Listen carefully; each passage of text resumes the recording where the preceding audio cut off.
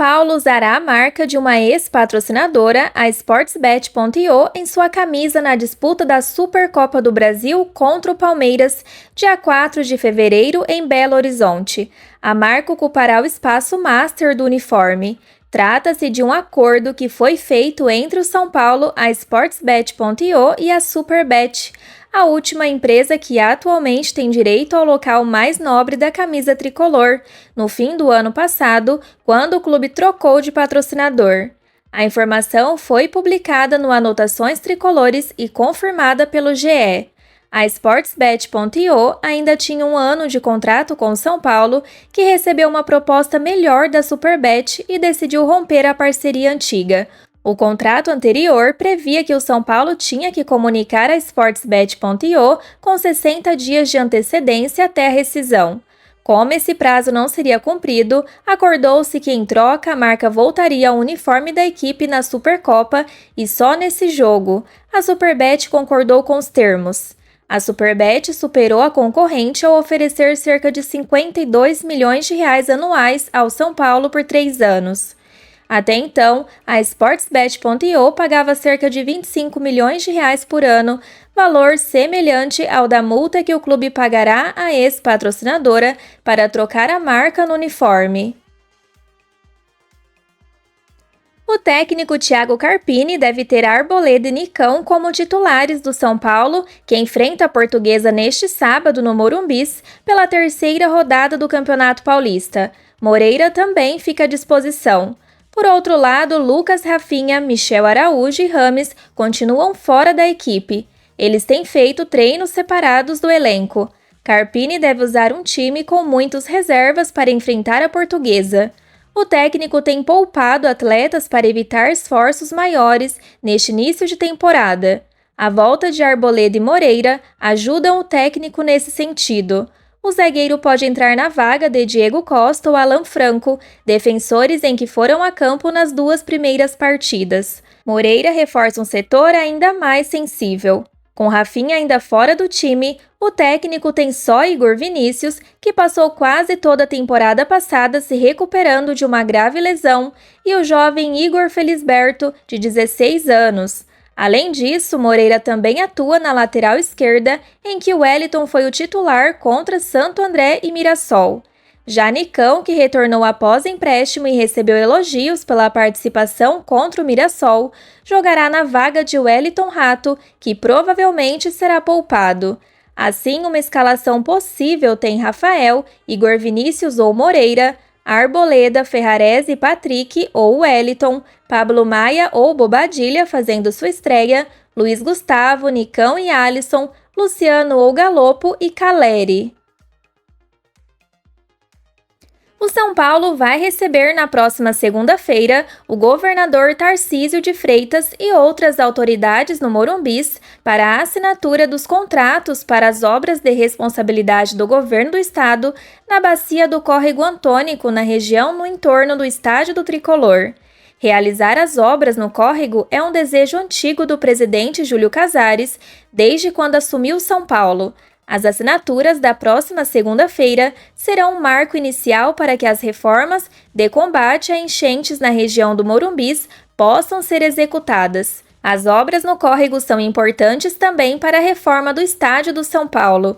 O Tricolor entrou em acordo no fim de 2023 com a W Torre para que a empreiteira apresente em 2024 um projeto ao clube de reforma do Morumbis. Para que isso saia do papel, porém, o clube precisa rebaixar o gramado em alguns metros, o que só é possível depois do projeto da prefeitura ser realizado. As obras no bairro do Morumbis já estavam nos planos do governo local por causa de enchentes recorrentes.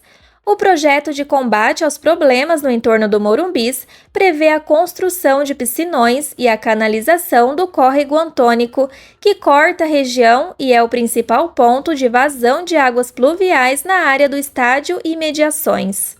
Coberto ou não, a capacidade do remodelado Morumbis será a mesma, 85 mil torcedores em dias de jogos. A ideia inicial é que o anel inferior seja demolido e o anel do meio se alongue até muito próximo do gramado. Com isso, a pista de atletismo não existirá mais. Com a cobertura, a reforma custaria 800 milhões de reais. Há também a possibilidade de se fazer a reforma sem ela e com isso a proposta inicial ficaria avaliada em cerca de 500 milhões de reais. Para comportar toda essa capacidade após a demolição de um anel, a arquibancada aumentará 4 degraus. Desta maneira, o Morumbi ficaria ainda mais alto do que já é hoje. O projeto também inclui um anfiteatro modular para 20 mil pessoas e um estacionamento para 2.000 veículos. A previsão para o término da reforma é 2030, ano do centenário do tricolor. Quase 6 meses depois de sua chegada, Rames Rodrigues ainda não conseguiu corresponder às expectativas dentro de campo com a camisa do São Paulo. Ainda assim, a situação é tratada com paciência no clube. Convidados do Bola da Vez deste sábado, dia 27, com exibição inédita às 23 horas de Brasília, com transmissão pela ESPN no Star+, Carlos Belmonte e Rui Costa detalharam a situação do meio-campista no clube, dizendo que a questão do Rames é sempre decidida de forma conjunta com o treinador, e eles, que são os dirigentes, não interferem nas questões técnicas. Belmonte ainda fez questão de ressaltar as diferentes formas de utilização de Rames na Colômbia e no São Paulo para tratar de como o atleta deverá jogar no tricolor. E isso é uma questão técnica. Assim, o São Paulo é um time que trabalha todo mundo muito para ser competitivo. O Rames não tem, obviamente, essa característica de marcação. Na seleção da Colômbia, o time basicamente joga para que o Rames consiga jogar. E aí ele joga muito, ele tem sido fundamental.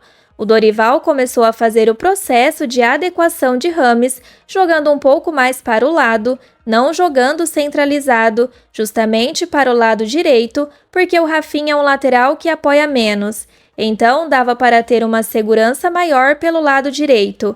Ele não jogou centralizado. Agora vamos ver como Carpini vai utilizar.